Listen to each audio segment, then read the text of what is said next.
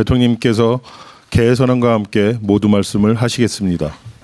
네, 제 49회 국무회의를 시작하겠습니다.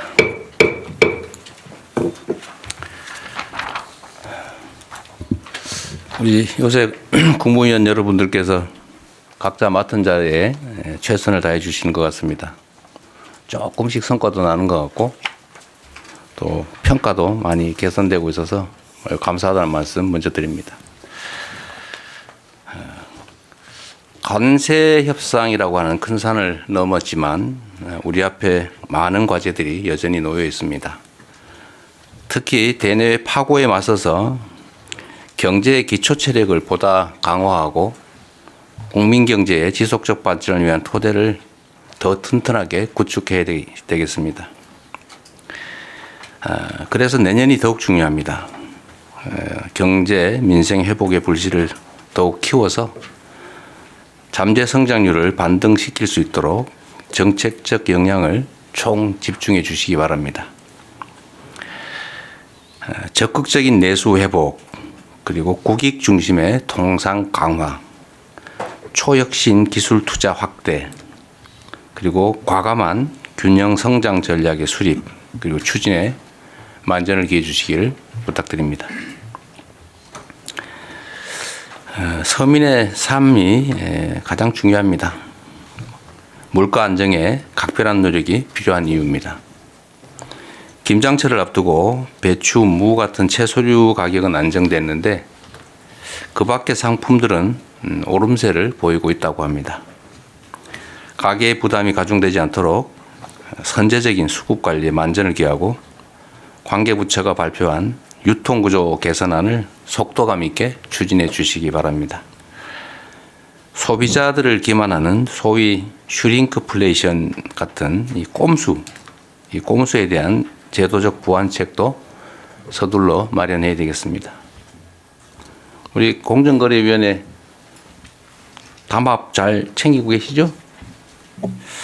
공정거래위원회 사무처장입니다. 네, 잘 챙기고 있습니다. 그리고 겨울철이 다가오고 있기 때문에 어려운 분들이 더 어려워질 수 있습니다.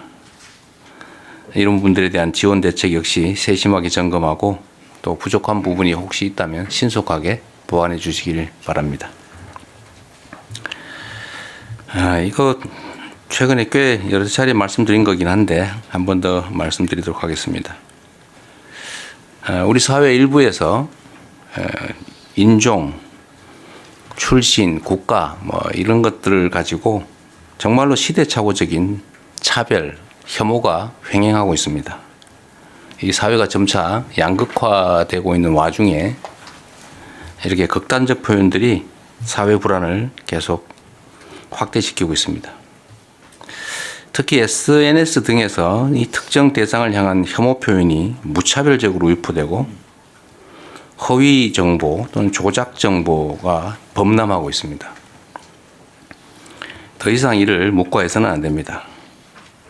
이는 표현의 자유의 한계를 넘어서는 명백한 범죄 행위입니다. 혐오 표현에 대한 처벌 장치를 속히 마련하고 또 허위 조작 정보 유포 행위를 근본적으로 차단하고 엄정하게 처벌하는 데 총력을 기울여야 합니다. 특히 이 경찰의 역할이 중요합니다. 잘 챙겨봐 주시기 바랍니다. 인종 혐오나 차별, 사실관계를 왜곡, 조작하는 이런 잘못된 정보의 유통은 민주주의를 위협하는 행위입니다. 사람들의 일상을 위협하는 행위이기 때문에 추방해야 될 범죄다라고 생각해 주셔야 합니다. 정치권에서도 이 혐오 범죄, 허위 조작 정보 근절에 함께해 주시기를 당부드립니다. NDC 관련해서 요즘 논란이 좀 있습니다.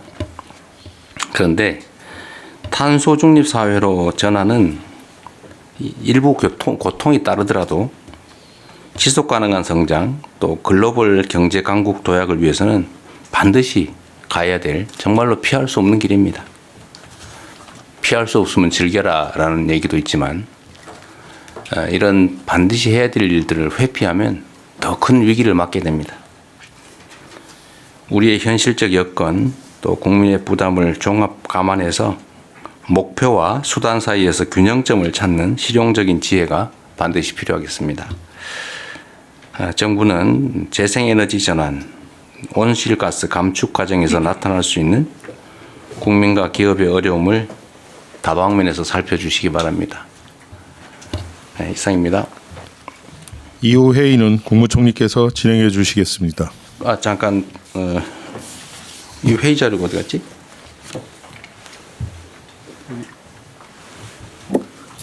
대통령님 뭐가? 자리에 지금 회의 자료가 없네요. 네, 오늘 회의 자료를 좀 보니까 부처 보고 안건이 있고 대통령령안에 대한 심의 내용이 있고 일반 안건들이 있는데 이 중에 보완이 필요한 사항이 아니면 의결은 비공개에서 하되 보완이 필요한 사항 아니면 다 공개로 토의하시는 게 어떻겠습니까? 네, 두 건을 지금 부처보고 중에서는 두 건을 하기로 되어 있고 그 다음엔 비공개로 되어 있는데 그 뒷부분 뭐 굳이 그럴 필요 있나요? 잠깐 아마 그 내용을 부처 간에 협의한 것 같은데 그 사이에 한 번 더 협의를 듣겠습니다. 지금. 한번 아니 이 중에 그 부처 보고 안건이 4건이 있거든요. 4건이 있고 체육단체 혁신 방안은 비공개하기로 했던 건가요? 거기하고 그 앞에 그 안표까지를 아마 비공개로 하기로 거기부터를 공개합니다. 일반 병학업계까지 공개. 그다음에 안표하고 체육단체 혁신 방안을 비공개로 하기로 되어 그렇게 조정을 지금 한 것 같은데요, 실무적으로. 그런데 가급적이면 국정이라고 하는 게 우리 국민들께서 다 이해관계가 있는 일인데 문체부는 이거 비공개로 해야 될 특별한 이유가 있어요? 공개하겠습니다. 그러니까 합시다 그냥 하고 일반 안건은 NDC, 예비비, 협정안, 영예 수여안, 보고안건 1건 이것도 비공개해야 될 이유가 특별히 있습니까? 어떠세요? 사실 NDC는 비공개할 필요가 없죠. 기후 안건은 비공개할 이유가 없습니다. 네, 그건 공개해서 하고 예비비도 뭐 이게 왜 비공개? 사실 내용상으로는 비공개할 게 하나도 없습니다. 네, 협정안은 뭐 보완이 필요한 사항인가요? FTA 어디 외교부 예, 괜찮습니다. 괜찮아요? 네, 그렇습니다. 예. 그거 가능하면 공개로 얘기해요. 그다음에 영예 수여안 이건 뭐 비공개해야 될 이유가 없는 것 같은데? 네, 그렇습니다. 기록물 평가 결과 보고 이거는요 행안부. 그래요? 그러면은 대통령령 안건 논의만 비공개라고 나머지는 그냥 다 공개 논의하시죠. 먼저 하고. 네, 그렇게 하겠습니다. 예, 그러면 제가 진행을 하겠습니다. 현안 토의와 보고가 있는데요. 제가 현안 토의하기 전에 한 가지만 좀 대통령 제안을 좀 먼저 드리고 시작을 해야 될 것 같습니다. 국무회의에서. 지금 우리 정부의 최우선 과제 중에 하나가 아시다시피 국민주권과 민주주의의 확립입니다. 그런데 현재 내란 재판과 수사가 장기화되면서 내란 극복이 지지부진한 그러한 상황인 것이 현실입니다. 가령 경찰의 국회 출입 통제, 개헌 정당성 옹호 전문 발송 뭐 이런 것들이 정부 내부에서 내란에 동조한 행태들인데 이에 대해서 그간 국회 국정감사 언론 등을 통해서 문제제기가 계속돼 왔습니다. 내란에 가담한 사람이 승진 명부에 이름을 올리게 되는 등의 문제도 제기되고 결국은 이것이 공직 내부에서 헌법 가치를 훼손하는 것이 아니냐 하는 지적이 있고 이것이 결과적으로는 공직사회 내부에서도 반목을 일으키고 궁극적으로 국정 추진 동력을 저하시킨다는 목소리가 많습니다. 그래서 종합적으로 좀 판단을 한 끝에 헌법 존중 정부 혁신 TF를 정부 내에 구성했으면 좋겠다 하는 제안을 드립니다.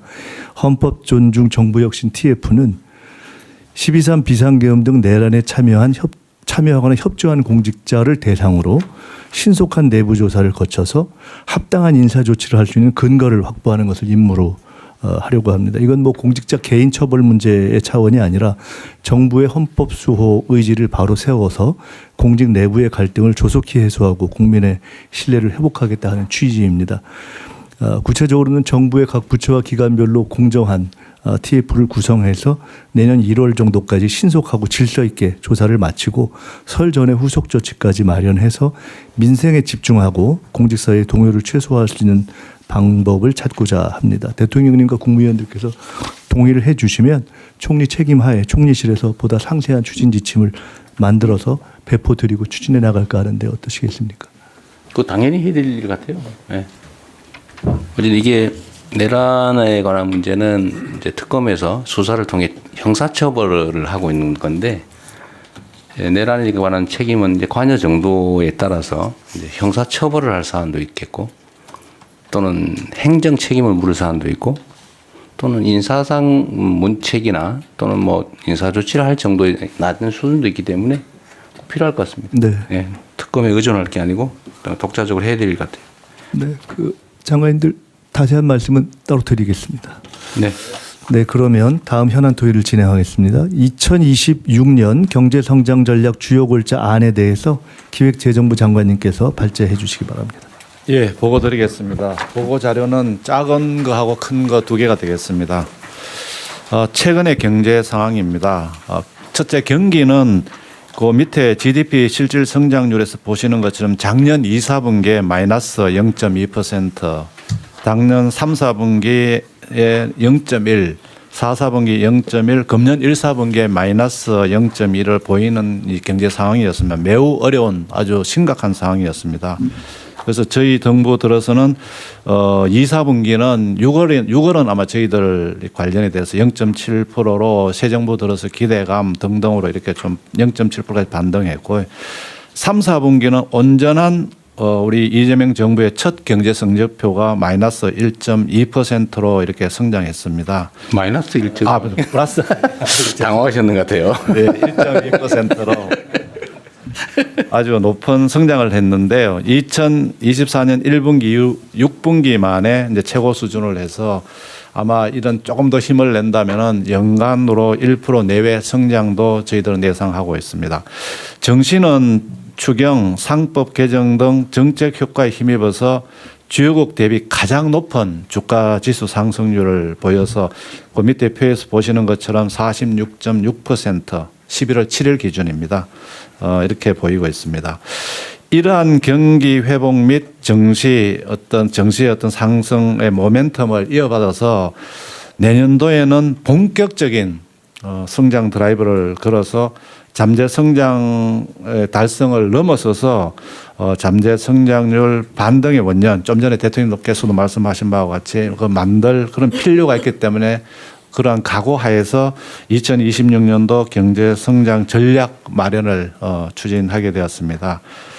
그동안의 경제 상황 점검회의 간담회 관계 장관님들하고 상의도 했습니다. 그리고 기재부하고 뭐 일부 부처 간에는 또 1대1 간담회도 해서 1차적으로 저희들이 과제를 모았는 부분이 밑에 표에서 나오는 부분이고, 자세한 것은 큰 종이로 보고를 드리겠습니다. 향후 부처가 내년도부터는 주도적으로 정책 과제를 구체화 추진하고, 기재부나 다른 부처는 부처 간에 이견이 있는 과제라든지 또는 여러 부처가 같이 협의해서 하는 그런 과제에 대해서는 조율 지원을 하도록 하겠습니다. 이런 작업이 되면은 내년도 2026년 초에 부처 업무보고 첫 순서로 이 경제 성장 전략을 발표하고, 이어서 부처별로 세부 과제 발표하는 게 어떠냐는 그런 생각을 가지고 이 부분은 좀 토의를 해서 결정을 하도록 하겠습니다. 다음은 큰 종이가 되겠습니다. 2026년도 경제 성장 전략 주요 골자는 큰 종이가 되겠습니다. 부문별로는 거시 경제 및 민생 안정, 그다음에 이게 성장 동력 확충, 그다음에 양극화 구조 극복, 지속 성장 기반 확충으로 이렇게 네 가지로 일단은 구분을 해봤습니다. 그리고 거시 경제 및 민생 안정에서는 세 가지 분야, 그 경기 활성화, 민생 안정, 리스크 관리해서 3대 부문에 7개 세부 과제를 이렇게 이제 이제 배분을 했고 이 부분도 오늘 논의 또는 또 추후적으로 부처하고 협의를 통해서 조정 가능하다는 말씀을 드리겠습니다. 여기에 다양하게 부동산, 물가 안정, 소상공인, 서민, 뭐 분별 거시경제 전략을 다 이렇게 배치를 했습니다. 두 번째는 성장 동력 확충에 있어서는 국가 전략 산업 육성에 반도체, 방산, 컬처, 그다음에 주력 산업, 그다음에 경제 혁신 본격화에는 AI 대전환 및 초혁신 경제 본격 추진, R&D 혁신, 탄소 중립 에너지 전환을 배치했습니다. 그리고 대외 통상 환경 여건의 변화에 따라서 신대외 경제 전략 추진에 있어서 한미 통상 협상 후속 조치, 수출 시장, 공급망, 그리고 인적 자본 극대화에는 청년 중장년 고용 촉진, 그리고 재도전 재기 지원, 기술 인력 양성, 고등교육 혁신, 저출생 대역, 외국 인력 전략적 활용 이렇게 배치를 했으면 어떤가 하고 했습니다. 그다음에 양극화 구조 극복에서는 지역 균형 성장에서 지역 산업 인프라 확충, 지방 우대, 지역 관광 촉진, 사회 연대 경제 활성화, 그리고 대중소 상생 및 중기 성장 지원에는 대중소 지식 기술 협력, 기술 탈취 방지, 중소기업 경쟁력 제고, 글로벌 진출 등이 포함되는 부분이 되겠습니다. 산업안전투자 확대에는 안전투자 금융지원, 인센티브 확대, 건설공사 안전관리 강화 등 해서 여기는 더 보완이 필요하다고 생각합니다. 그다음 노동시장 이중구조 완화에는 임금격차 완화, 비정형 근로자 보호, 개정 노조법 원활한 시행이 되겠습니다. 사회안전매트 강화에는 서민금융지원 확대, 노후소득 보장, 퇴직연금의 기금화 등이 포함 가지가 되겠습니다. 저소득층 지원, 그리고 지속 성장 기반 강화에는 생산적 금융 확대를 위해서 여기는 과제가 좀 있습니다. 벤처 투자 확대, 국내 주식 장기 투자 및 기업 자금 공급 촉진, MSCI 선진국 지수 편입 추진 및 윅비라고 해서 이거는 이제 국채입니다. 국채의 선진국 지수 편입, 첨단 산업 금융 지원, 그리고 규제 혁신에서는 데이터 공유 확대, 기업 규모별 규제 개선, 경제 형벌 합리화, 그리고 재정 공공기관 혁신에 있어서는 기획예산처 설립에 따라서 재정 운용 방식이라든지 지출 구조를 대혁신하는 방안, 그다음에 사회보험 재정 안정화, 국세외 수입 관리, 공기업 혁신, 국유재산 제도 개선, 조달 행정 등 조달 혁신 조달 확대 이렇게 해서 저희들이 지금 안을 초안입니다. 그래서 오늘 대통령 주재에서 논의가 되면은 저희들 보완하고 그 이후에도 또 필요한 과제는 지속 보완해서 내년 초에는 그 2026년 경제 성장 전략이 발표돼서 잠재 성장률을 반등을 이루는 그런 계기로 삼았으면 합니다. 이상 보고를 마치겠습니다.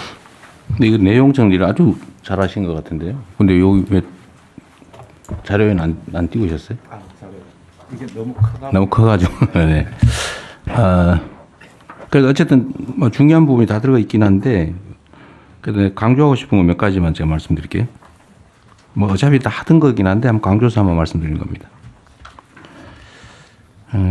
어쨌든 국정에서 제일 중요한 거는 뭐 안전이나 또 안보 뭐 이런 것들 뭐 당연히 중요하고 그건 기본이니까. 근데 그 외에 정말로 중요한 거는 결국은 민생이죠. 국민들의 삶을 더 개선하는 거고. 그 민생의 핵심은 역시 먹고 사는 문제, 경제라고 생각이 됩니다. 어쨌든 경제 회복에 어쨌든 총력을 다해야 되는데, 그런데 우리가 조금씩 세부적인 데서 혹시 놓칠 수 있는 게 있는데, 하여튼 서민 물가 안정, 그 중에 특히 전에도 한번 강조했던 식품 관련된 물가 안정이 정말로 중요한 것 같아요.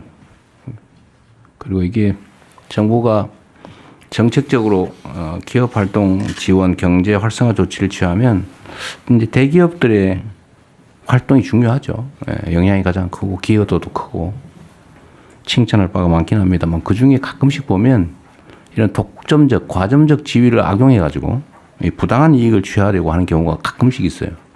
근데 이거는 쌀 속에 뉘 같은 거라서 반드시 골라내야 됩니다. 그래서 아까 제가 공정거리 말씀도 한번 드렸고요. 그래서 유통구조 개선 문제도 그렇고 어쨌든 부당하게 물가, 독점적, 과점적 지위를 이용해서 물가 올리고 그 서민 부담으로 가중시키는 이거는 철저하게 어쨌든 가진 권한을 최대한 발휘해서 잘 관리 통제해야 될 것 같습니다. K컬처가 중요하다는 거는 뭐 더 말할 필요도 없고 그래서 문체부 역할이 정말로 중요한데요. 하여튼 제가 최근에 여러 군데서 얘기를 들어보면 외국 정상들하고 통화를 하거나 만나서 얘기를 해보면 우리가 조금만 외교적 노력 이거 조금만 더 하면 정말로 시장이 많이 열리겠다 생각이 들었어요. 그중에 특히 문화 분야. 문화가 이게 기업 진출의 천병 역할을 하잖아요. 대한민국 코리아에 대한 이미지, 인상을 개선하면 상품에 대한 수요가 늘어나는 그 원리가 있는 것 같아요. 그때 문화 수출이 1이 되면 상품 수출이 1.8배가 늘어난다. 그때 그렇게 얘기했죠. 네, 맞습니다. 그래서 문체부가 힘들겠지만 지금 잘하고 계시지만 더 주력해 주시길 바라고요. 그래서 뭐 게임이니 푸드, 뷰티 뭐 이런 거는 정말 가능성이 많은 영역 같고 이건 또 중소기업 영역이라서 일자리에도 크게 도움되는 것 같습니다. 그다음에 인적 자본 극대화 부분에서 다른 것도 다 중요한데 하여튼 재도전, 재기 지원 이거 정말로 강조 다시 한번 해야 될 것 같습니다. 예. 펀드도 그렇고 금융도 그렇고 뭔가 실패하면 다시 일어날 수 있게 해줘야 되고 이게 실패 경험이 많은 사람이 오히려 성공 확률이 높다는 건 통계적으로도 나온 사실인데 하여튼 우리 사회의 일반적인 분위기가 한 번 실패하면 마치 그 퇴출되는 것 같은 그런 상황이라서 하여튼 재기, 재도전 지원 제도는 최대한 발굴해 주시기 바랍니다. 지역균형 성장 중에 지방우대 정책은 어쨌든 계속 확대해 주시고요. 지역관광 분야도 이거 그래서 문체부가 계속 중요한데 우리 최 장관님 제가 저번에 우리 대통령실 안에서만 얘기했는데 지금 이제 관광객들이 계속 늘어나면서 서울을 왔다가 다시 재방문할 때는 서울보다 다른 데를 가고자 하잖아요. 재방문이 늘어나는데 그래서 다른 지방에 대한 홍보가 정말로 필요할 것 같고 그거는 요즘은 그 광고나 홍보는 SNS를 활용하는 게 정말로 효율적일 것 같아서요. 뭐 체험기라든지 이런 걸 좀 대대적으로 좀 해주시면 좋겠어요. 관광공사가 뭘 하는지 잘 모르겠는데 그 역할을 잘하게 해주십시오. 지역 관광 촉진은 정말 중요한 아이템 같습니다. 그리고 대기업들이 지금 정책, 국가 정책에 이제 가장 혜택을 보는 게 대기업들인데, 그리고 수출 기업들, 대기업들인데, 요즘 아주 대기업들 잘하고 있어요. 잘하고 있고. 전에 나왔던 뭐, 온갖 중소기업 약탈, 탈취, 기술 탈취 이런 문제들이 요즘은 많이 얘기가 없긴 한데, 혹여라도 또 모르니까 기술 탈취나 중소기업 이게 좀 뭐 표현이 좀 그런데 하여튼 중소기업들의 부당한 좀 압박을 하지 않도록 그 부분도 각별히 좀 챙겨 주십시오. 이건 뭐 사회 문화의 문제인 것 같아요.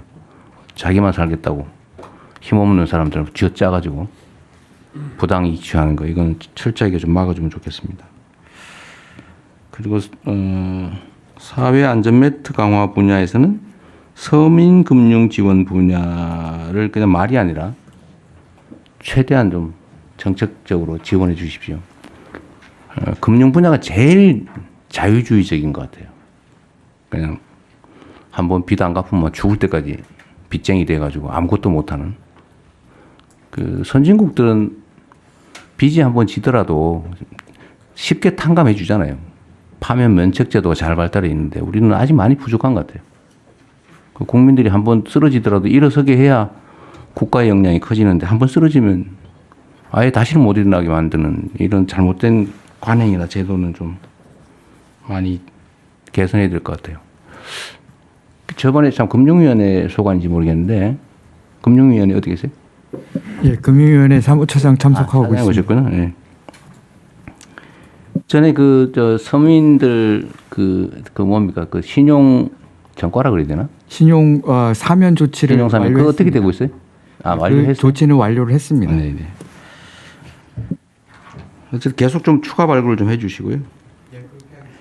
그다음에 생산적 금융 분야에 이 국내 주식 장기 투자 촉진 이렇게 돼 있는데 우리 경우에 장기 투자에 대한 세제 혜택이나 이런 게 좀 충분한가요? 많이 부족합니다. 좀 강화해서 장기 투자하면은 좀 진짜 인센티브를 좀 많이 네. 줄 수 있게 스킴을 좀 바꾸도록 하겠습니다. 근데 이 장기 투자에 대해서 인센티브 부여 제도에 대해서 반론이 그런 게 있더라고요. 결국 대주주들이 혜택 보는 거 아니냐. 근데 그건 좀 분리해서 네네. 일반 투자자하고 네네. 대주주들은 경영권 네. 확보를 위해서 그냥 원래 가지고 있는 거잖아요. 네네. 근데 거기에 해주면 또 뭐 부자 감세 논란이 있을 수 있어서 그거는 일반 투자자들을 좀 장기 투자에 대해서 혜택을 주는 방식으로 네. 좀 세부적으로 잘 만들어 주시기 바랍니다. 네, 알겠습니다. 그리고 국세청이 어디 소관이죠? 기재부 소관. 네, 기재부 소관. 기재. 국세청 나와 있어요? 외청이라서 없죠 여기는. 네. 요새 아주 열심히 잘하고 있는 것 같은데. 네, 세액 수입도 뭐. 세액 수입 관리도 통합 관리하고. 네, 네, 통합 관리. 어쨌든 이건 조세정이라는 측면에서도 어쨌든 세외 수입뿐만 아니라 체납 관리를 철저하게 좀 해야 됩니다. 이게 일자리에도 네. 꽤 도움이 되거든요. 그리고 국유재산 문제는 총리께서 챙기고 계시죠? 국유재산 헐값 매각한 거. 그거 정말 국기문란 행위 아닙니까? 네, 그 부분은 지금 기재부 포함해서 나머지 각 부처에서 지금 정리하고 있는 것을 저희가 진행해서 하여간 가장 국민적 관심이 높은 내용부터 시작해서 하나하나 정리해 가겠습니다. 네. 그리고 이게 부총리님 이거 제가 정리된 거 보니까 눈에 딱 들어오는데 이것도 우리 국민들도 좀 볼 수 있게 네네. 어쨌든 웹잡으로 만들든지 해서 네. 한번 좀 알겠습니다. 비판적 검토도 할 수 있게 네네. 좀 해주십시오. 네, 다음 진행하시죠. 다른 국무위원님들도 의견 있으면 말씀해 주십시오. 혹시 다른 의견 주실 분 안 계신가요? 추가할 게 있으면 하시죠. 국무위원님도 안 넣으면은 나중에 업무 보고할 때 대통령께 보고 드릴 게 없을 수도 있어요. 네. 네, 성평등 가족부 장관입니다. 네. 네. 네, 네, 네. 그 저희 양극화 구조 극복 모두의 공정한 성장 관련해서 노동시장 이중 구조 완화, 이제 임금 격차 완화가 이제 노동부 소관으로 되어 있는데 저는 그 노동시장 내에서의 그 성별 임금 격차 완화도 여기 같이 들어서 저희가 해결해야 될 문제로 보고 저희가 저희 성평등 가족부도 함께 이 부분을 좀 해결하는 역할을 했으면 합니다. 그러시죠. 네. 협조 부처에 그 같이 노동부하고 같이 하는데 성평등 같이 네. 넣도록 하겠습니다. 그럴 필요가 있겠네요. 또 산업부 장관입니다. 그 내용 전체가 좋은데 이걸 하나로 묶을 수 있는 캐치프레이즈 같은 거 하나 있었으면 좋겠다는 그러겠네요. 생각이 듭니다. 그래서 저희 산업부는 내년에는 모든 이슈들이 다 기업하고 연관되는데 대기업, 중소기업 포함해서 결국은 경쟁력인데 전 뭐 기업하고 싶은 대한민국을 제안하고 싶습니다. 왜 반응이 없어요? 저희가 이제 관세 협상하고 하면서 네. 저희 부 전체적으로 깨달은 것 중에 하나가 뭐 대통령께서 말씀하셨습니다. 네. 국익이기도 하지만 정말 다른 나라나 기업을 압도하는 경쟁력이 참 절실하구나 하는 걸 정말 피부로 체감하고 있어서 내년에는 여기 나와 있는 것과 함께 한번 내년에 정말 우리 기업들이 네. 정말 뭐 대기업만은 아닙니다. 이제 중소기업 다 같이 해서 뛸 수 있도록 한번 기업을 그 좋은 것 같아요. 기업하기 좋은 대한민국 원래 많이 쓰던 거긴 한데 괜찮은 것 같아요. 예, 그런 내용 해야 부문별 네. 캐치프레이즈를 만들도록 하겠습니다. 원래 이 기업이라고 하는 게 우리는 상법상의 기업들을 주로 생각하지만 성경에서 쓴 기업은 다른 의미잖아요, 그죠? 먹고 사는 문제. 네, 네 맞습니다. 네. 훌륭하십니다. 또 있으신가요? 네, 네. 없는 것 같네요. 지금 말씀 주신 거 저도 한 말씀을 좀 보태겠습니다. 대통령님 혹시 기억하실지 모르겠는데 원래 대선 전에 대통령님께서 국가 비전을 생각하실 때 원래는 장기적으로 백범이 제시했던 문화국가 생각을 하셨고 네. 지금이 성장 회복이 필요하기 때문에 문화국가로 가기 위한 과정에서 성장 회복을 말씀하셨습니다. 그때 말씀하셨던 중에 앞으로 해야 될 중에 그런 문화주도 성장 이런 말씀도 하셨거든요. 지금 하셨던 기업하기 좋은 나라, 문화주도 성장, 최근 증시를 살리는 건 사실 개미와 국민주도 성장이라는 측면도 있기 때문에 그런 걸 포함해서 조금 더 시대에 맞게 종합적으로 한번 정리를 해서 토론을 한번 해서 정리하면 좋겠습니다. 그거 좋네요. 문화 주도 성장. 뭐 좋은 게 너무 많아서 그러니까 그런 등등을 좀 종합하게 하나 골라야 되는데. 네. 알겠습니다. 아니면 그거를 좀 종합할 수 있는 토론을 한번 해서 그러시죠. 준비해서 네. 다음에 말씀드리겠습니다. 맞습니다. 예. 다음은 부처 보고가 있겠습니다. 부처 보고는 총 4건인데요. 아까 대통령 말씀처럼 다 공개로 진행하겠습니다. 첫째, 혐오 발언에 대한 내용. 둘째, 어린이 등하굣길 안전 확보. 셋째, 공연 스포츠 분야 안표 근절. 넷째, 체육단체 혁신 방안이기 때문에 법무부 장관님, 인사혁신처장님 이렇게 해서 또 관련 행안부 장관님, 문화체육부 장관님 이렇게 순서로 그냥 쭉 보고해 주시기 바랍니다. 보고를 이게 내용이 많아서 보고하고 네. 잠깐 토론하고 그러시죠. 보고하고 토론하고 그렇게 하겠습니다. 네. 예, 법무장관입니다. 핵심 위주 짧게 보고하겠습니다.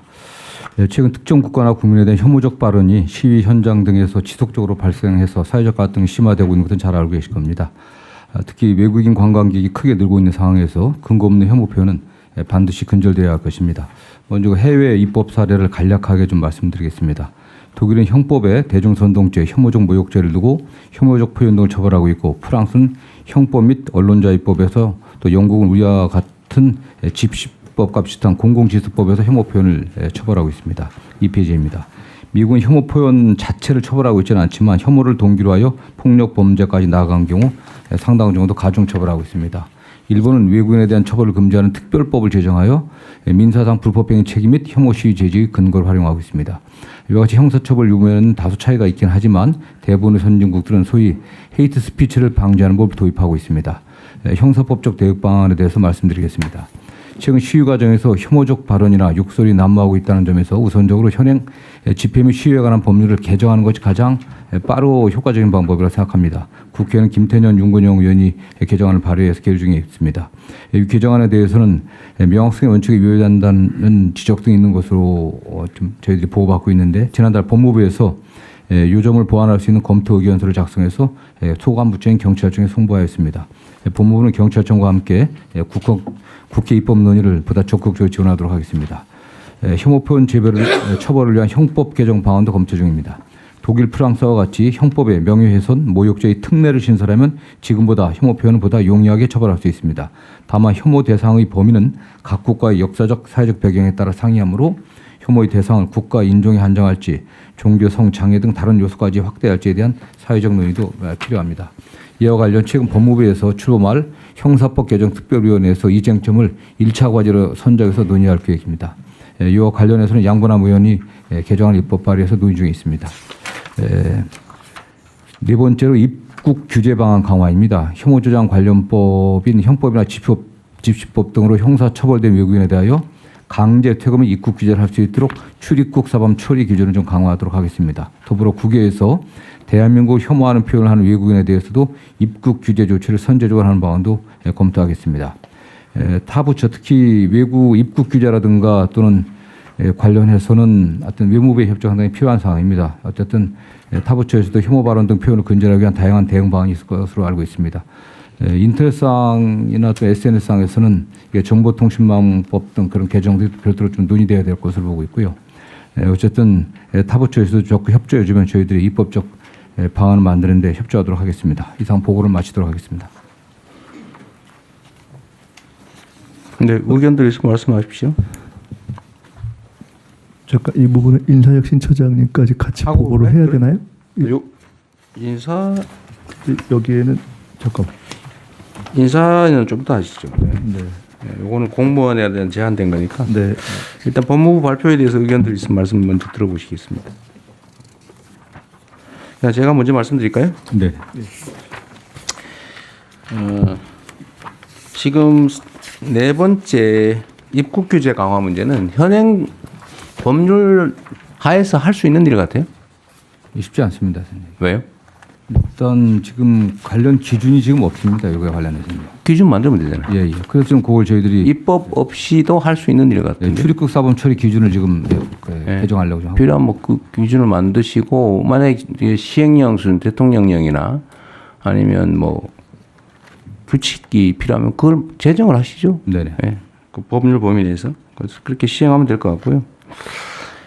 혐오 표현 처벌을 위한 형법 개정을 해야 될 필요가 있어 보이는데 만약에 하게 되면 그 사실적시 명예훼손 제도 이번 기회에 동시에 폐지하시는 걸 검토하십시오. 예, 알겠습니다. 국회하고 좀 논의를 하시던 데서 네. 있는 사실을 얘기한 걸 가지고 뭐 명예훼손이라고. 그건 민사로 해결해야 될 것 같아요. 형사처벌할 일은 아니고. 집시법 개정, 형법 개정 문제는 좀 신속하게 하면 될 것 같고 독일이나 해외 입법례를 참고해서 네네. 시간 걸리지 말고 빨리 하면 좋겠습니다. 네, 신속히 하도록 하겠습니다.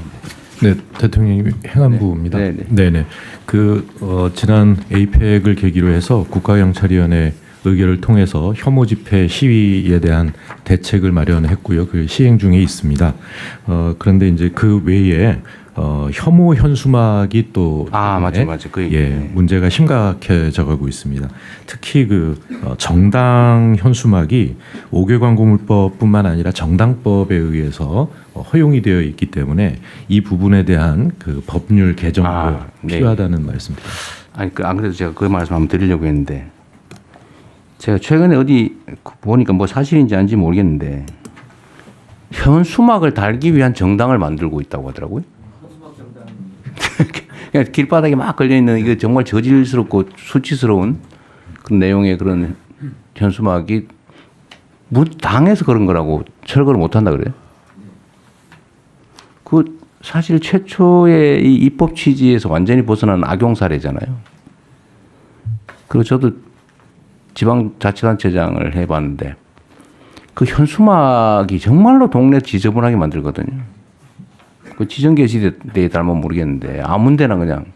근데 정당이라고 이런 현수막을 아무데나 막 달게 하는 게 그게 맞는 건지 모르겠어요. 법률로 지금 허용돼 있는데.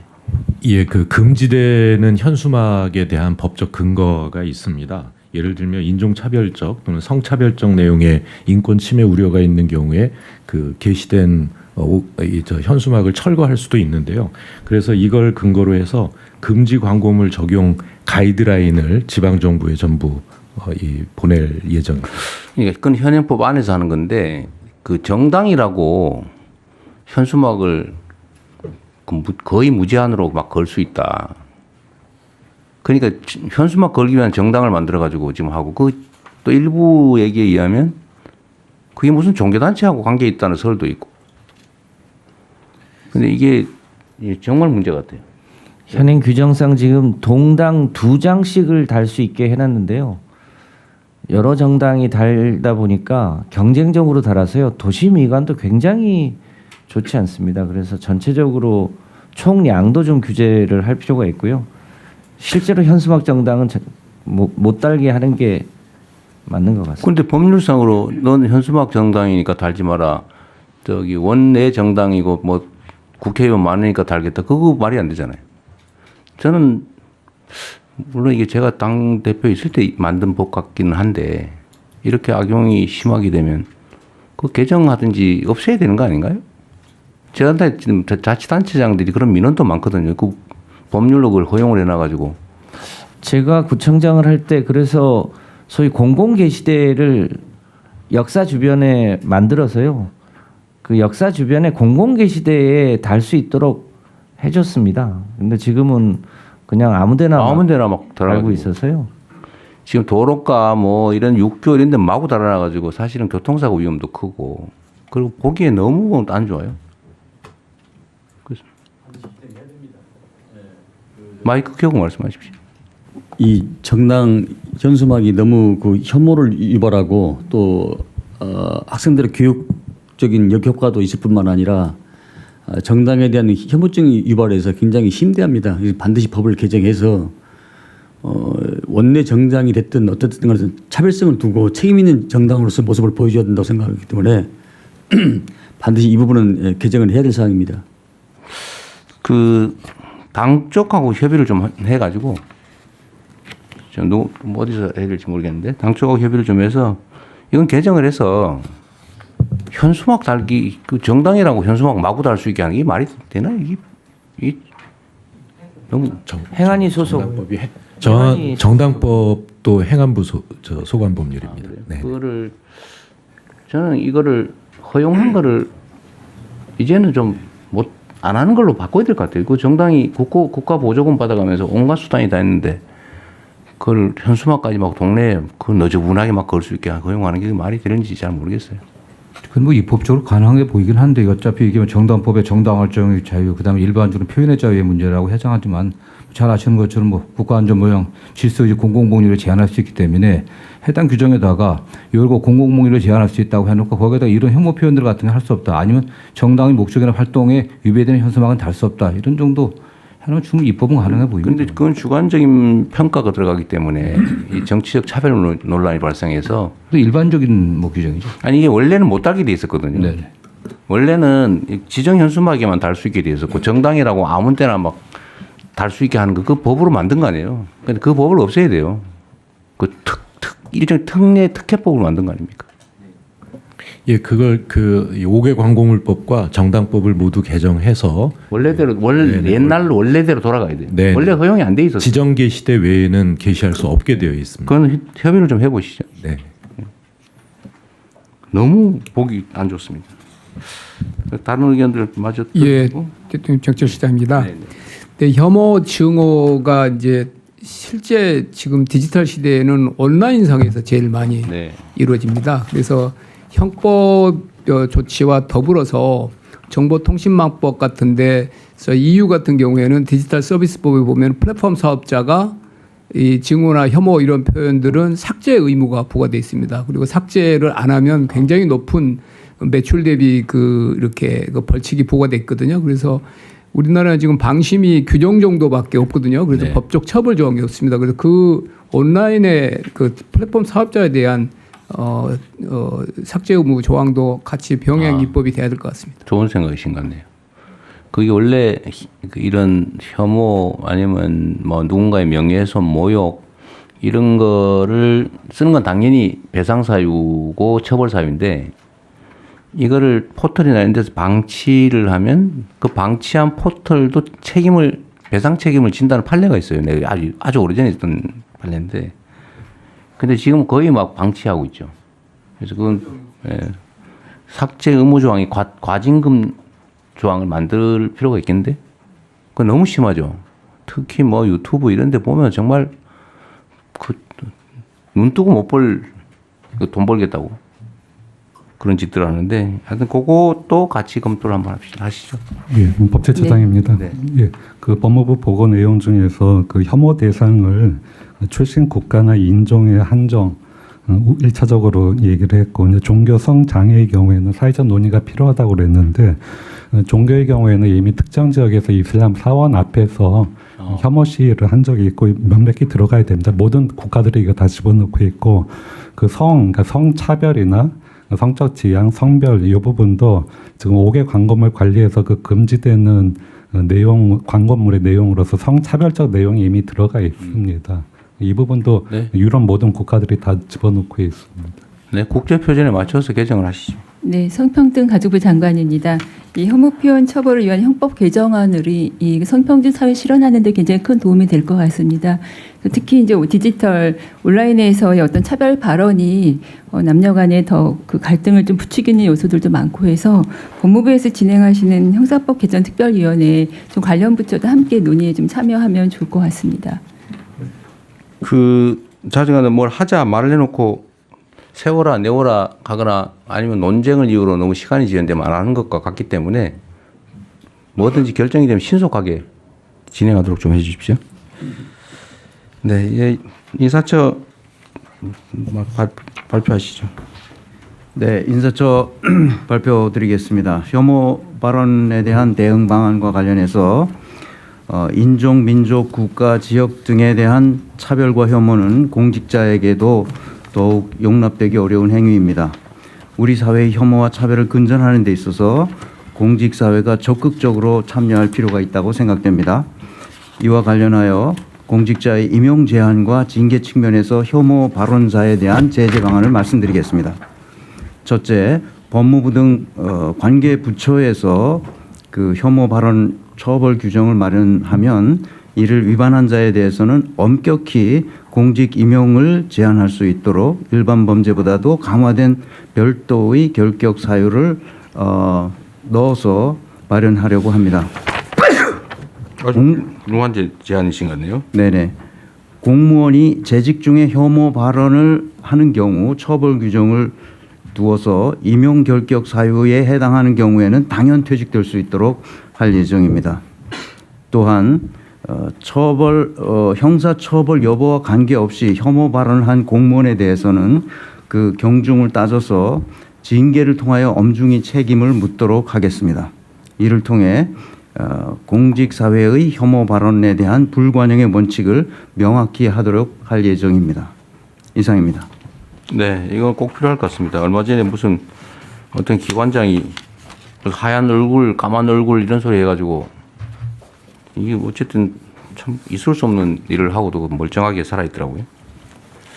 이건 뭐 특별히 더 논의가 필요하지 않을 것 같네요. 이것도 신속하게 추진하도록 하시죠. 네, 대통령님, 저 네. 이 건 관련해서 네. 짧게 말씀드리면 이 인사혁신처에서 이 제재 강화 이 방안 이 대상에 국가인권위원회 위원장이나 위원들도 포함이 되는지 좀 확인 부탁드립니다. 그 당연히 네, 들어가죠. 네, 네, 감사합니다. 네. 네, 일반 공무원들은 국가 공무원은 직업 공무원이기 때문에 당연히 해당됩니다. 그거 해당되고 산하 공공기관 뭐 저기 이런 데도 다 적용되죠. 네, 공공기관은 대부분 국가공무원법을 준용하고 있기 때문에 아까 지금 말씀하신 대로 예를 들면 국가인권위 뭐 예를 들면 적십자회 뭐 이런 데는 어떻게 됩니까? 그거는 이제 당연히 같이 적용되게 해놔야죠. 네네. 그런데 정무직의 경우에는 국가공무원법 적용이 되지 않기 때문에 그거는 별도로 정무직. 네, 대통령 임용권에 해당되는 정무직들은 그냥 이게 혐오 발언을 했다는 사실만으로도 당연 퇴직이 되도록 그렇게 됩니다. 앞뒤가 안 맞는. 다 된다고 안 된다고? 된다고요. 혐오 발언을 했을 경우에 정무직의 경우 그 인사권자에 의해서 처리하면 되는 겁니다. 아니 그건 인사권의 문제고. 네. 그 자동으로 자격이 있냐 없냐. 그건 경중에 따라서 판단하게 돼 있습니다. 그러니까 자동으로 되는 건 아니라는 얘기죠. 네네 그렇습니다. 예, 법제처장입니다. 그 관련해서 한 가지 말씀드리면 그 인사권 외에 인사조치 외에 지금 외국의 경우에는 혐오 발언을 한 기업이나 기관에 대해서 단체에 대해서 공공계약에서 배제하거나 아니면 보조금 지급을 그걸 제한하는 조치를 취하는 경우도 있습니다. 참고가 될 것 같습니다. 네, 좀 더 정리를 하십시오. 그러면 일단은 공무원은 자격 제한하는 거는 일단 하고. 근데 이 범위를 어디까지 할 거냐? 보통 같은 기준으로 예를 들면 뭐 선거법 위반으로 자기 제한되면 또 안 되는 건 쭉 일적으로 적용되잖아요. 네네. 그건 산하기관들도 안 되는 것 같은데. 네 맞습니다. 이것도 마찬가지일 거 아닙니까? 예, 네, 동일한 기준으로 네네. 하면 될 거 아니에요. 네. 네, 요 사안에 대해서는 다른 의견이 없으시면은 요 안건은 원안대로 접수하겠습니다. 다음은 어린이 등하굣길 안전확보 종합대책이고요. 행정안전부 장관께서 보고해 주시는데 죄송하지만 저는 오늘 농업인의 날 제가 때문에 진행할게요. 강원도에 저는 먼저 가고 부총리님께서 그래? 그러십시오. 네, 행정안전부 장관입니다. 미성년자 약취 유인 범죄 근절을 위한 어린이 등하굣길 안전확보 종합대책을 보고드리겠습니다. 지난 8월 28일 서울 서대문구 어린이 약취 유인 미수 사건 이후 순찰 강화 등을 추진했으나 국민 불안감은 여전한 상황입니다. 그 뒤에 대통령 이 지시가 있으셔서 9월 중에 근본적인 이 종합 대책을 만들어서 10월부터 이 관계부처 합동 종합 대책을 수립 시행하고 있습니다. 우선 어린이 약취 유인 범죄에 엄정 대응하겠습니다. 신고 접수 시 최우선 출동하고 전국 경찰서의 신속 검거 체계를 구축하는 등 총력 대응하는 한편 약취 유인죄 적용이 어려운 경우 정서적 아동 학대 혐의를 적용하는 방안을 적극 검토하겠습니다. 또한 법정형 강화를 위한 법령 정비도 추진하겠습니다. 어린이의 대처 역량 강화와 국민 인식 개선도 함께 추진하겠습니다. 체험형 교육을 확대하고 법정 안전 교육을 강화하는 한편 학부모를 통해 가정에서도 연계하여 교육할 수 있도록 하겠습니다. 이번 주부터 2주간 전국 캠페인을 운영하게 되는데요. 이 국무위원 여러분께서도 관심을 가져 주시기 바랍니다. 이 함께 그 국민과 소통하며 등하굣길 안전을 챙겨 주시기 바랍니다. 이와 함께 유괴 예방 수칙과 국민의 인식을 높이기 위한 다양한 콘텐츠를 개발하여 확산하겠습니다. 어린이가 안전한 돌봄 환경 조성에도 힘쓰겠습니다. 학교 주변 아동 보호구역 지정을 확대하고 이 CCTV 설치를 지원하는 한편 지능형 관제 체계도 강화해서 등하굣길 안전 사각지대를 줄여나가겠습니다. 아이들의 안심 귀가를 위해 워킹 스쿨버스와 등하교 알림 서비스를 확대하고 어린이 안전물품 지원을 강화하겠습니다. 각 부처에서는 소관 분야 대책을 차질 없이 추진하여 주시고 캠페인 등 대국민 홍보에도 적극 협조해 주시기 바랍니다. 이상 보고를 마치겠습니다. 네. 예, 의견 있으면 말씀해 주시기 바랍니다. 뭐 당연히 해야 될 거라서 추가할 거 있으시면 말씀하시고요. 어쨌든 계획에 그치지 말고 철저하게 집행해 주시기 바랍니다. 예, 그렇게 하겠습니다. 그리고 좀 덧붙여서 제가 전에 얼마 안 되긴 했는데 지금 경찰 인력이 매우 일을 자꾸 많이 만들다 보니까 부족할 수 있는데 경비 인력을 일반 치안 인력으로 좀 전환하는 작업은 하고 있는 거죠? 네, 착수했습니다. 경찰에 그 대통령 지시를 전달했고요. 예, 계획 중입니다. 네, 좀 진행 사항을 빨리 체크해서요. 네, 보고 드리겠습니다. 네. 예, 더 이상 의견이 없으시면 원안대로 접수하겠습니다. 다음은 공연 스포츠 분야 안표 근절 강화 방안입니다. 문화체육관광부 장관께서 보고해 주시기 바랍니다. 네, 문화체육관광부 장관입니다. 공연과 스포츠 분야의 안표 근절 방안에 대해서 보고드리겠습니다. K-팝 콘서트, 프로야구 경기, 인기 공연의 티켓을 확보해서 수십 배 높은 가격으로 되파는 안표 판매 행위가 여전히 기승을 부리고 있습니다. 공연법과 국민체육진흥법에서 규제를 하고 있다고는 하나 티켓을 확보하는 과정에서 매크로를 사용한 경우에만 처벌을 하도록 되어 있어서 적발도 쉽지 않고 처벌 수준도 매우 낮습니다. 그러다 보니 현실적으로는 단속과 처벌이 쉽지 않아서 안표 판매 행위는 모두가 아시듯이 사실상 방치되고 있습니다. 이대로는 안 됩니다. 원천적으로 막아야 합니다. 안표상들이 부정적인 방법으로 티켓을 싹쓸이를 하게 되면 일반 팬들은 정가에 표를 살 수 있는 기회를 박탈당합니다. 안표상들이 엄청난 웃돈을 받기 때문에 팬들은 금전적으로도 큰 손해를 보게 됩니다. 소득이 적은 팬들은 관람을 엄두도 내지 못합니다. 게다가 청소년을 포함한 대부분의 팬들은 문화생활에 쓸 수 있는 가용자금의 한계가 있는데 이렇게 한 번 관람하는데 큰 돈을 쓰게 되면 여러 번 볼 수 있는 기회가 사라집니다. 결국 시장의 전체 크기가 줄게 되면서 문화계도 스포츠계도 결과적으로는 큰 피해를 보게 됩니다. 이렇듯 안표는 일반 팬들과 창작자를 비롯해 시장 전체의 질서를 무너뜨리고 모두에게 큰 피해를 주기 때문에 반드시 막아야 합니다.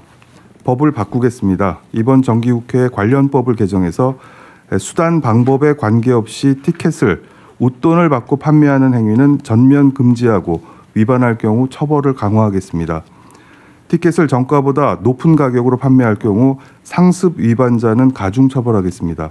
또한 부정적으로 취득한 이득보다 훨씬 큰 과징금을 부과해서 더 큰 경제적 손실을 감내하도록 하겠습니다. 아울러 이번 조치로 안표 판매 행위가 더 내밀하게 음성화될 경우에 대비해서 단속기관과 긴밀하게 협력하겠습니다. 그리고 안표 판매 행위를 신고하면 그 액수의 몇 배 이상의 큰 포상금을 지급하는 방안도 강구하겠습니다. 건전한 관람 문화를 해치며 모든 이들에게 피해를 안겨주는 안표 판매 행위의 뿌리를 이번에는 반드시 뽑겠습니다. 물론 이 과정에서 선의의 진성 소비자가 피해가 가지 않도록 주의해서 진행하겠습니다. 네, 감사합니다. 예, 의견 있으면 말씀해 주시기 바랍니다. 요새도 이 안표 때문에 시끌시끌해요.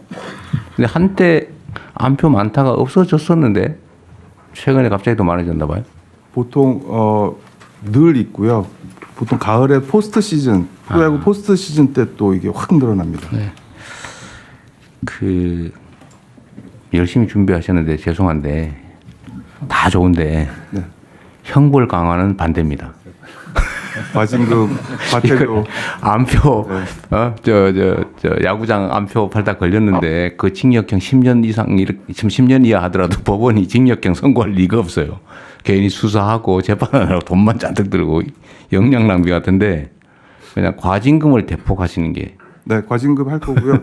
대통령님. 근데 네. 안표상들은 광범위하게 많은 사람들이 하는 게 아니고요. 정말 소수의 사람들이 네. 악덕업자들이 하고 있습니다. 그 걸리면 돈을 뺏어야지.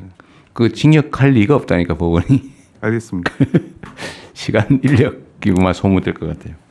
근데 우리가 형벌 조항이 너무 많다. 독일에 비해서 3배 많다던가 그래요. 하여튼 3배가 많대 형벌 조항이. 그래서 그런 걸 보면 형벌 조항을 없애고 실효성도 없는 거. 괜히 그 저번에 초코파이 1,000원 가지고 재판하느라고 얼마나 인력 낭비입니까? 예를 들면 그런 거. 근데 이런 것도 저는 이번 기회에 아예 이거 과징금 조항을 넣으려면 개정을 해야 되는데 형벌 조항을 빼버리시는 게 어떨까 싶은데 차라리. 대통령 비서실장입니다. 저희가 대통령실에서 사전에 점검했던 내용인데 말씀대로 저희가 형벌 조항을 줄이자라고 제안을 했는데 이게 반영이 안 된 것 같고 그리고 사전에 하나 더 좀 추가했으면 좋겠다고 생각한 건 이거 신고하면 포상금 제도를 그걸 많이 해요. 신고하면 포상금 제도를 오히려 도입하자고 제안했는데 이 두 가지가 지금 빠져 있는 것 같습니다. 아까 말씀하셨어요. 네, 포상금은 말씀드렸고요. 네. 저도 그 얘기 하려고 했는데 하여튼 과징금을 때리면 정부 수입이 되잖아요. 그걸 정부가 다 가질 이유는 없는 거고 신고한 경우는 과징금 부과액의 뭐 한 10% 지급한다든지 이렇게 하고 과징금을 예를 들면 저 판매 총액의 한 10배 아니면 10배에서 뭐 30배 뭐 최상한은 얼마로 정하든지 하여튼 그렇게 좀 개정을 하시고 이번 기회에 요거는 그 조항에 넣어야 되니까 네. 우리 기본 방침에 따라서 이거 처벌 조항을 만드는 건 강화는 안 되고 아예 빼버리시는 게 어떨까요? 안표와 팔았다고 형사처벌하는 게 이게. 참고로 말씀드리면 지금 경범죄 처벌법에서 안표 판매 행위에 대해서 처벌 규정을 두고 있습니다. 그래서 20만 원 이하 벌금, 고려 또는 과료 입니다. 이 부분도 같이. 그러면은 어쨌든 이건 일종의 특별법이니까 이거 어디에다가 지금 어디에 있다는 거예요? 이게 벌칙이? 아니 1년 이하 징역 1,000만 원 이하 벌금이 어디 있다는 거예요? 있는 걸 지금 강화하겠다는 거잖아요. 네, 지금 공연법이랑 국민체육진흥법에 있습니다. 국민체육. 그러면 옛날에 요즘은 없지만 저기 기차표 사가지고 안표 하는 거는 대상이 안 되네요? 아닙니다. 그 대상입니다. 공연법하고 아까 거기는 해당이 안 될 것 같은데? 제가 맡고 있는 분야가 네. 그렇고요. 예. 저 SRT나 KTX 이런 이 표를 가지고 매크로 프로그램을 이용한 범죄가 또 횡행하고 있습니다. 그래서 경찰청에서 이 특별 단속을 하고 있습니다. 그냥 똑같은 방식인가 봐요. 그 공연법하고 뭐 철도법하고 비슷하게 돼 있는 것 같아요. 예, 매크로 프로그램을 활용해가지고. 근데 매크로 그러니까 지금 딱 그거잖아요. 매크로라고 하는 수단으로 제한을 하니까 그냥 줄 서서 사는 건 방법이 없다. 그냥 가서 대량으로 예를 들면 매크로를 안 하고 팔면은 사면 대책이 없는 거잖아요, 그죠? 아니요, 일단 매크로로 샀는지 안 샀는지를 아니 처벌 조항이 매크로로 제한을 해놓으니까 그 외에는 처벌이 안 된다는 거잖아요. 제재가 안 된다는 거죠. 그러니까 제한을 없애고 무조건 뭐 방식 수단을 제한할 필요가 없다는 거잖아요. 네, 웃돈을 받고 판매하면 무조건 하는 김에 그러면 저기 공연법 이게 참 너무 많아. 여러 법으로 흩어져 있어서요. 네. 일단은 서둘러서 개정을 하고 내년에는 종합해서 이거를. 그러면 이거부터 그럼 먼저 하시죠. 이거는 꽤 논란도 많고 시끄럽더라고요. 그럼 이거는 하되 어떤 형사처벌 조항을 빼고 과징금을 세게 하는 걸로 다시 검토를 한번 해보고. 네, 대통령이 그렇게 넣을 텐데요. 또 하나는 이번에 국세청에서 적발을 해봤더니 수십억씩 벌고 있습니다. 그러니까 거기를 몇 배를 해야지. 몇 배로 하면 수백억 되잖아요. 네, 그래서 망하는 거지. 그럼. 탈세부터 다양한 형태의 범죄 행위가 여기 들어가 있기 때문에 그 부분은 다시 한번 살펴보겠습니다. 네. 어쨌든 처벌보다는 과징금이 훨씬 효과가 큽니다. 몇 배 이렇게 해버리면요. 알겠습니다. 예, 또 의견이 신고 포상금도 확실하게 좀 도입하시고요. 네. 예, 더 이상 의견이 없으시면 대통령 말씀하신 그 과징금, 신고 포상금 강화하고 하는 방안으로 하고 나머지는 원안대로 접수하겠습니다.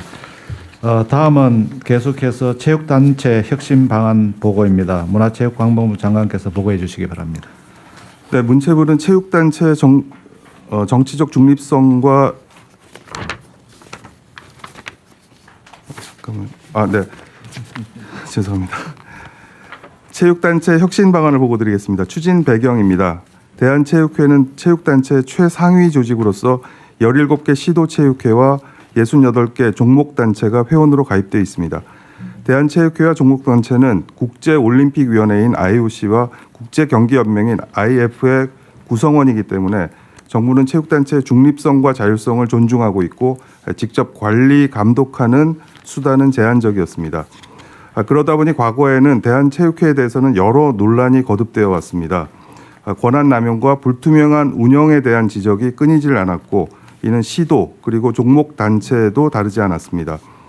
체육계 특유의 상명하복식 권위주의와 폐쇄적인 문화는 비합리적인 의사결정과 조직적 은폐 등의 문제를 발생시킨다는 지적도 있었습니다.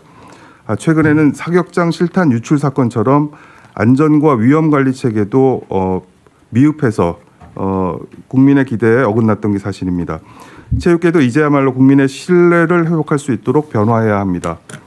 문체부는 체육단체의 정치적 중립성과 자율성을 존중하여 올해 초 새롭게 구성된 대한체육회 유승민 회장 그리고 그 집행부와 함께 다음과 같은 혁신 방안을 마련했습니다. 먼저 인사, 징계 등 조직관리 부분은 자율성을 보장하되 스스로 공정하게 운영할 수 있는 구조로 설계하려고 합니다. 반면에 국가 보조금을 받는 공적단체로서 예산사업 부문은 책임성과 투명성을 높일 수 있도록 합리적인 관리 체계를 구축하겠습니다. 먼저 인사와 징계입니다. 대한체육회장의 임기부터 1회만 연임이 가능하고 2회는 아예 불가능하도록 정관을 개정하겠습니다. 자기 세력을 구축해서 사실상 종신제처럼 권력을 누린다는 비난이 다시는 발생하지 않도록 하겠습니다. 선거도 소수의 선거인단이 뽑는 간선제가 아니라 직선제로 온라인 투표가 가능하도록 바꾸겠습니다. 이렇게 함으로써 체육회 내 구성 비율이 가장 높은 현장 선수들의 의사와 투표권이 앞으로는 제대로 행사될 수 있도록 하겠습니다. 대한체육회부터 먼저 이렇게 바꾸고 시도 및 종목 단체장도 함께 지혜를 모아서 단계적으로 적용해 나갈 수 있도록 유도하겠습니다. 징계 절차도 명확하게 하겠습니다. 징계기구인 스포츠공정위원회를 구성할 때 기존에는 대한체육회장이 자의대로 임명할 수 있었지만 앞으로는 대한변호사협회 등 외부 6개 기관에서 추천받도록 제도화해서 공정성과 독립성을 강화하겠습니다. 특히 임원의 비위 징계는 상위 기관에서 다루도록 의무화해서 셀프 손방망이 징계의 가능성을 차단하겠습니다. 다음은 사업과 예산 집행의 책임성 강화입니다. 정부는 매년 4천억 원 내외의 예산을 체육단체 교부에서 전문체육 및 생활체육 활성화 사업을 지원하고 있습니다. 예산 사업이 책임성과 투명성을 높일 수 있도록 기금 사업 성과평가와 공공기관 경영평가 등을 엄정히 해서 예산 편성과 임직원 인센티브에 적극 반영하겠습니다. 둘째, 국고뿐 아니라 후원금 등의 자체 예산도 문체부의 승인을 받도록 하고 대한체육회가 회원단체에 배분하는 사업도 정산 책임을 강화해서 예산의 투명성을 높이겠습니다. 마지막으로 안전 시책을 총괄할 수 있는 조직을 신설하는 등 안전과 위험 관리에도 만전을 기하겠습니다. 대한체육회는 이러한 혁신안을 내년 안에 모두 끝내고 후년에는 산하 회원단체까지 마무리해서 체육단체의 자율성은 존중하되 공정성과 책임성이 확실히 담보되는 구조를 만들겠습니다. 이상 대한체육회 유승민 회장 집행부와 문체부가 함께 준비한 혁신 방안에 대한 보고를 마치겠습니다. 이게 대한체육회하고 다 협의하신 거예요? 네, 같이 했습니다. 엄청나게 혁신적인데? 네. 괜찮아요? 유승민 회장 강한 의지가 있고요. 네. 저희는 잘 서포트하기로 했습니다. 그런데 이 연임을 제안한다고 하는 거는 스트레이트로 3번까지밖에 못한다 이 뜻이죠. 스트레이트로 9번. 스트레이트로 2연임 제안이라고 되어 있는데 연임이 아니고 2연임. 1년임만 할 수 있고요. 2연임을 금지한다. 네네네. 그러면은 연임을 금지하면 중임은 허용한다는 뜻이 되거든요. 그 다음에 또 한 번 쉬었다 하는 건데요. 네, 그건 되고요. 그럼 2번 연속으로 하고 쉬었다가 2번 연속으로 하고 또 쉬었다 2번 연속으로 하고 이렇게 되네. 그럴 수 있죠. 근데 가령 이제 유승민 회장 같은 경우는 젊지 않습니까? 그러니까 뭐 이번에 했으니까 다음에 한 번 더 할 수 있지만 임기가 보통 몇 년이에요? 4년입니다. 4년, 8년 하고 쉬었다가 8년 또 하고 이렇게 해도 된다. 근데 이제는 예전처럼 간선제로 하고 뭐 자기 세력을 구축한 그런 임원들이 와서 뽑아주는 게 아니라 전체 선수들이 뽑는 이제 직선제로 바뀌기 때문에 충분한 지지를 받지 못하면 어차피 될 수가 없습니다. 하여튼 그러면 쉬었다 다시 하고 쉬었다 다시 하고는 계속 가능하다. 그렇죠. 네. 지지를 받으면 할 수 있는 거죠. 지지를 받으면. 그리고 이 종목 단체로 가다 보면 사실 어떤 기업 회장이 의지를 가지고 밀어주는 종목들이 있습니다. 그래도 대표적으로 총 임기는 제한해야 되지 않을까요? 그런 부분도 한번 그러니까 이게 이제 뭐 그걸 몇 번 할지 모르겠는데 8년 하고 쉬었다 8년 하고 쉬었다 8년 하고 이게 가능하다는 거잖아요. 그렇죠. 가능하죠. 지금 중임은 가능하니까요.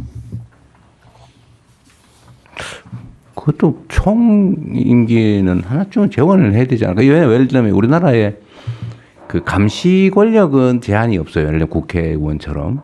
근데 집행 권력은 기본적으로 제한을 하거든요. 대통령은 1번, 시도지사는 3번, 단체장 3번. 근데 그게 국민적인 공감대가 있다고요. 근데 여기는 8년씩 한 번 쉬다가 8년 또 쉬었다 8년이 가능하다 이론적으로 약간 그거 한 번 더 추가 제한을 하면 어떨까 하는 생각이 일단 들고요. 두 번째는 직선제의 투표권자가 누구예요? 선수 그다음 현장에 있는 지도자 그다음에 이쪽 간부 뭐 그 뭐 규정이 있어요? 네네 있습니다. 아 규정이 있어요. 네. 대한체육회는 모수가 33만 명인데 2,000명 정도밖에 투표를 안 한다? 지금 간선제로 했을 때는 간선제라서요. 네네. 투표권을 안 주니까. 네. 그럼 직선제를 하면 투표권자는 확정할 수 있다. 네. 무리 없이. 네. 그러면 그렇게 하시면 될 것 같네요. 온라인 투표는 도입하면 될 것 같고. 그 하나 좀 저 추가했으면 싶은 게 그 체육계의 폭력 문제가 계속 이건 이제 부패 문제인데 폭력 문제가 언제나 문제되잖아요. 네. 근데 여전하다고 해요. 네. 이게 은폐돼 가지고 이거에 대한 대책도 좀 추가로 강구를 한번 해주세요.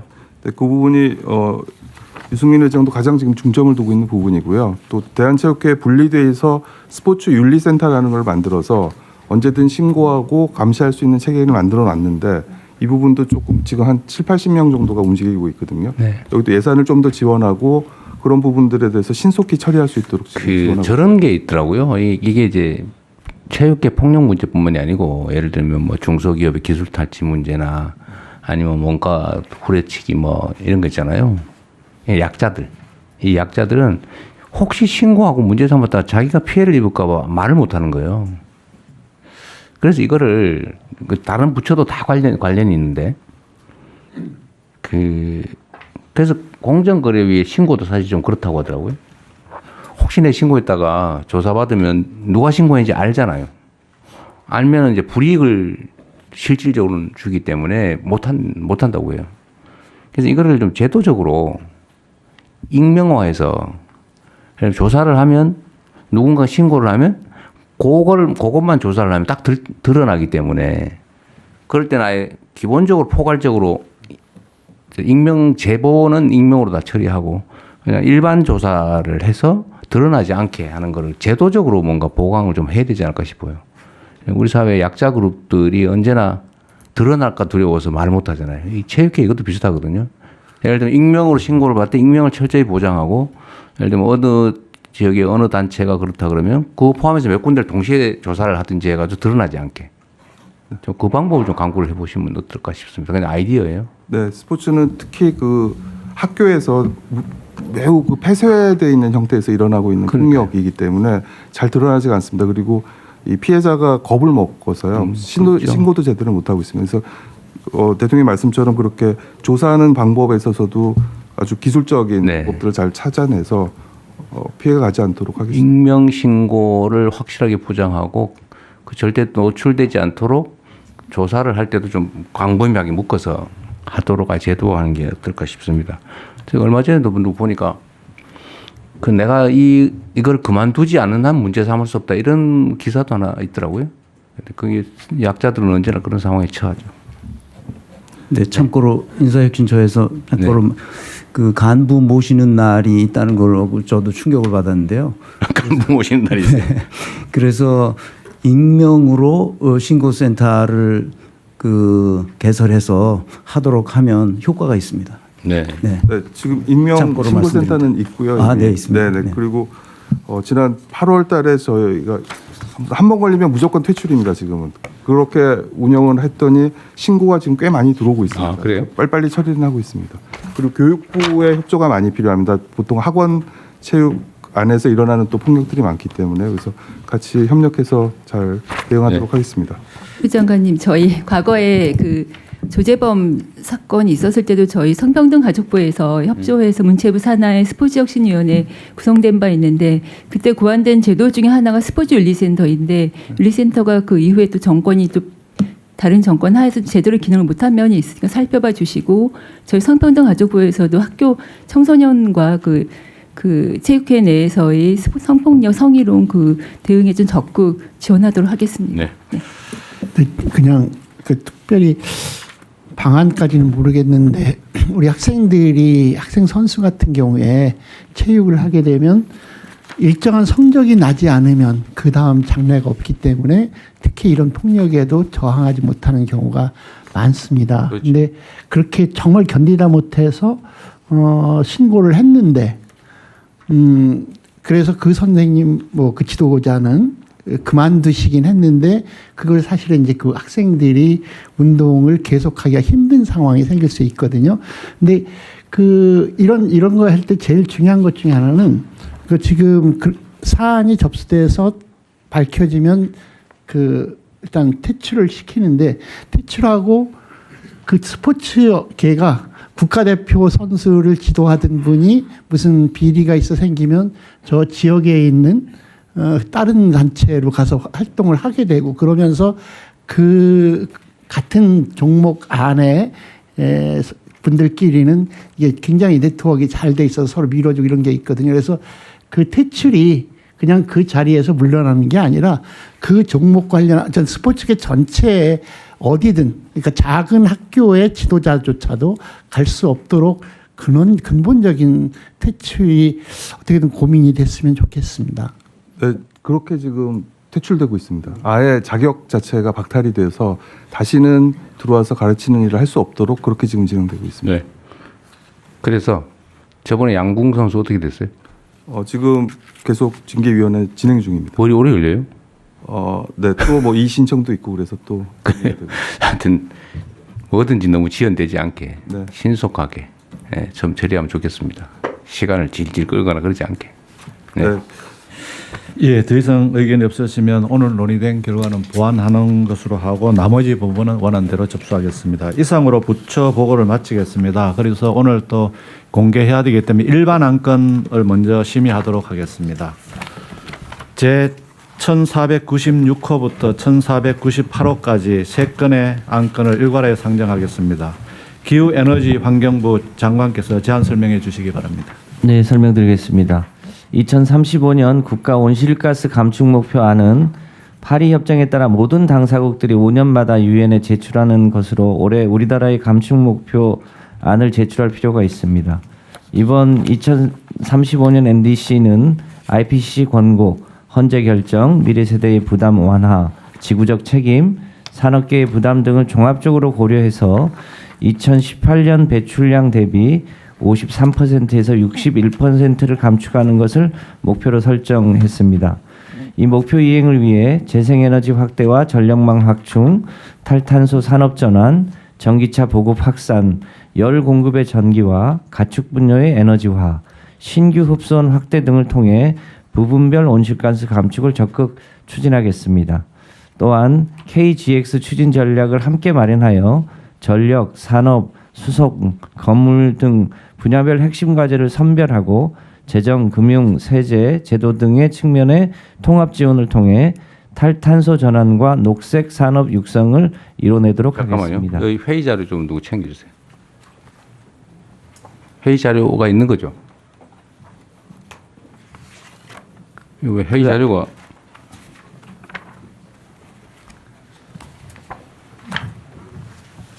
이거는 설명 자료고 그 앞에 보시면 자료가 있어요? 나한테는 없네.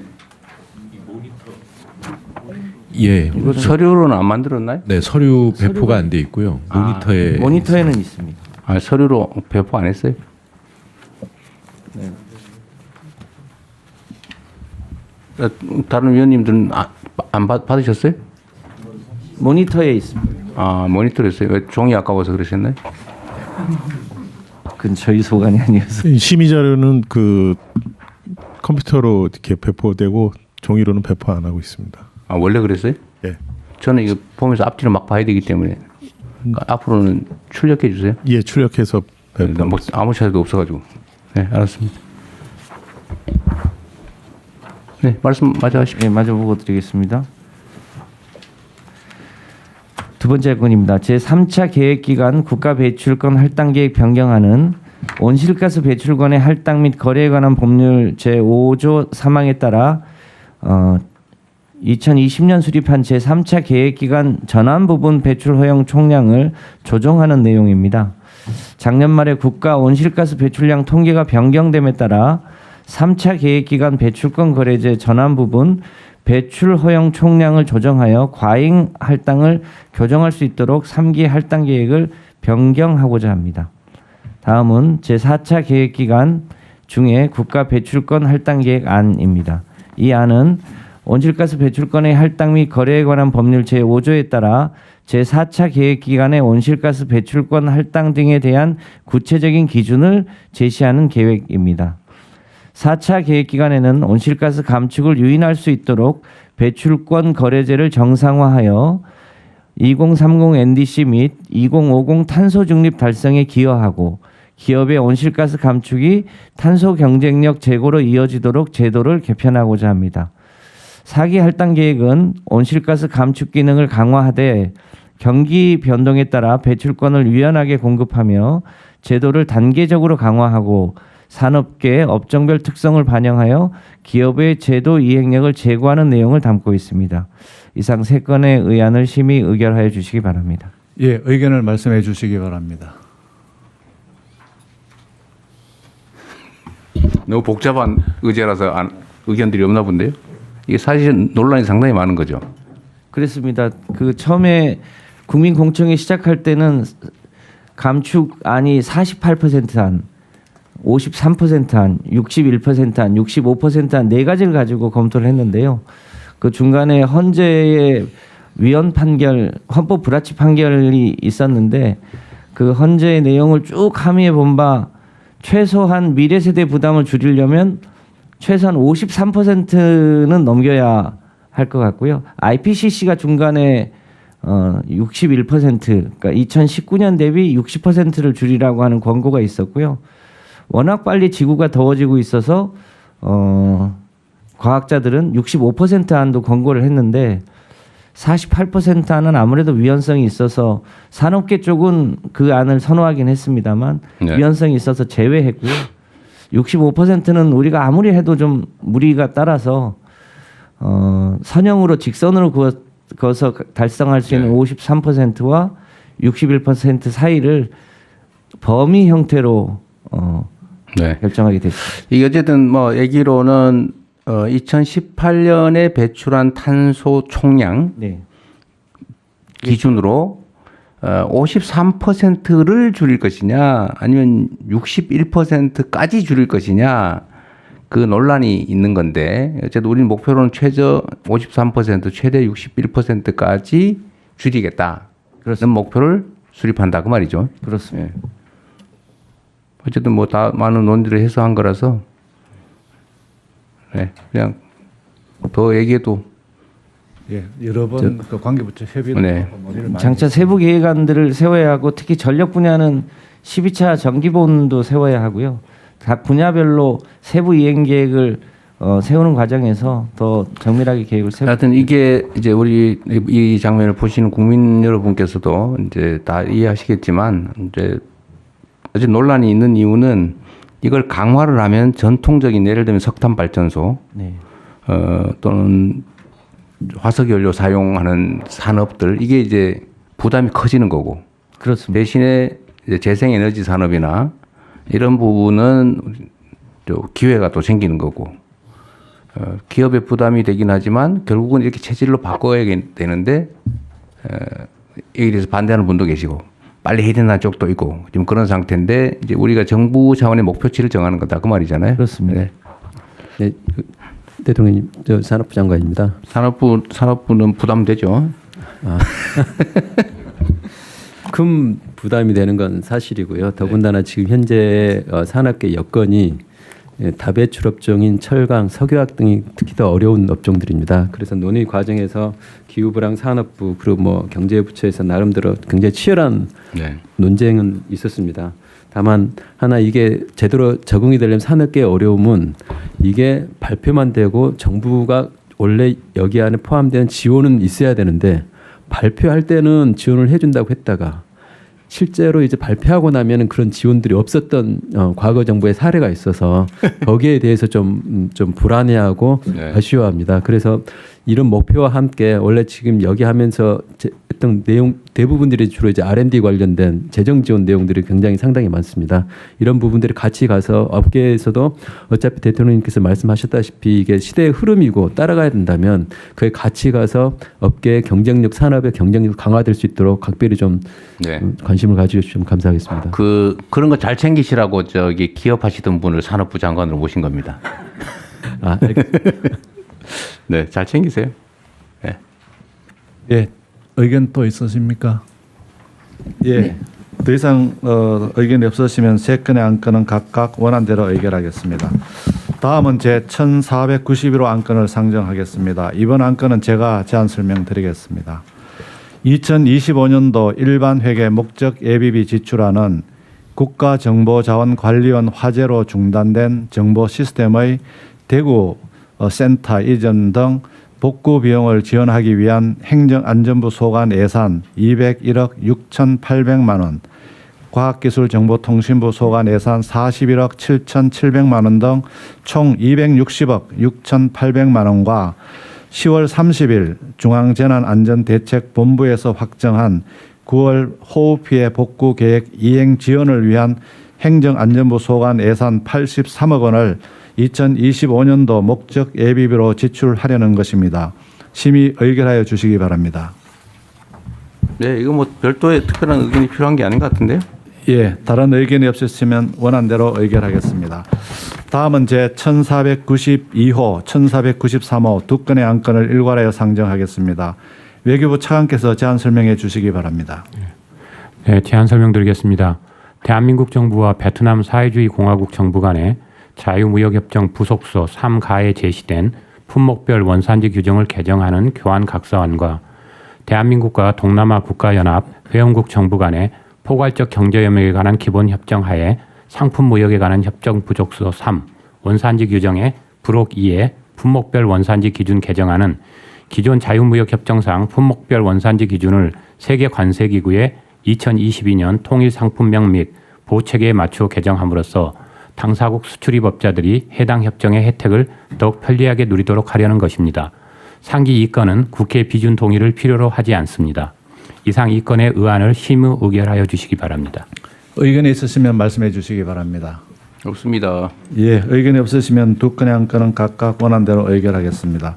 다음은 제 1494호 안건을 상정하겠습니다. 행정안전부 장관께서 제안 설명해 주시기 바랍니다.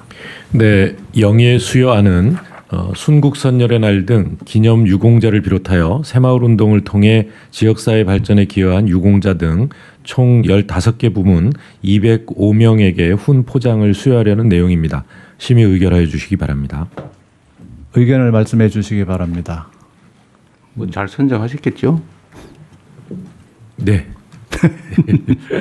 예, 다른 의견이 없으시면 원안대로 의결하겠습니다.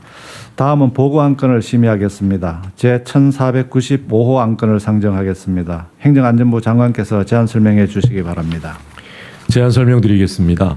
2025년 기록관리 평가 결과는 공공기록물 관리에 관한 법률 제9조 및 동법 시행령 제63조에 따라 중앙행정기관, 특별지방행정기관, 국공립대학 등 총 248개 기관에 대한 기록관리 현황을 종합적으로 평가한 결과입니다. 평가 결과 전체 평균은 76.9점으로 이전 그러니까 23년도를 대상으로 한 평가 대비 0.6점 하락하였으나 기관 유형별로 평가 초기 그러니까 14년에서 16년에 대비하면 평균 점수가 대폭 상향돼서 전체 공공기관의 기록관리 업무가 체계적으로 정착되고 있습니다. 여전히 미흡한 기관이 약 23% 정도 되지만 이전 평가 대비 약 4% 정도 감소하는 등 점차 줄어들고 있습니다. 평가 결과 우수 기관은 유공 포상 등 인센티브를 부여하고 미흡 기관에 대해서는 상위 부처와 함께 현장 지도, 컨설팅 등 다양한 방법으로 기록 관리 체계가 실질적으로 개선될 수 있도록 지원해 나가겠습니다. 심의 접수하여 주시기 바랍니다. 의견을 말씀해 주시기 바랍니다. 없습니다. 네, 다른 의견이 없으시면 원안대로 접수하겠습니다. 여러분 고맙습니다. 감사합니다. 스픽스 이렇게 애청해 주셔서 큰 힘이 됩니다. 항상 여러분들의 격려, 응원 잊지 않겠습니다. 스픽스 구독, 좋아요로 더욱더 저희들에게 힘을 주십시오. 스픽스 구독, 좋아요. 애청자 전용 상품을 만들었는데 자동차 보험 또한 보험의 점검이 필요합니다. 꼼꼼하게 보장이 돼 있는지 다 체크해드리고 있습니다. 바로 상담 가능하고 즉시 비교 견적해드리는 1644-1226 자신 있다 비교하라. 저희가 스픽스 애청자 전용 상품으로 만든 만큼 1644-1226을 전화주셔서 꼭 상담받아 보시길 바라겠습니다. 여러분들의 응원, 격려 그리고 혜택 돌려드리겠습니다. 한겨울의 필수품 대한민국 국가대표 핫팩 2가지를 준비했습니다. KC 인증으로 안전성이 확실하고 최대 18시간까지 따뜻함이 지속되는 그런 핫팩. 이런 작은 핫팩들하고는 크기와 따뜻함이 다릅니다. 150g 대용량이고요. 군인 아저씨들까지 한겨울 훈련 필수 아이템 솔저 프렌즈 핫팩입니다. 한 박스 40개들이 가격은 배송비를 포함한 대한민국 최저가 18,900원이고요. 자, 그리고 두 번째 더 큰 방석 핫팩입니다. 와, 골프, 캠핑, 낚시, 사무실 등에서 의자 밑에 텐트 안에 심지어는 차 안에도 깔아두면 엉덩이부터 따뜻해져서 온몸이 녹습니다. 가격까지도 마음 따뜻해집니다. 더 큰 방석 핫팩 8개들이 한 박스 택배비를 포함한 가격 21,900원이고요. 이번 겨울 스픽스 핫팩으로 강추위를 이겨내세요.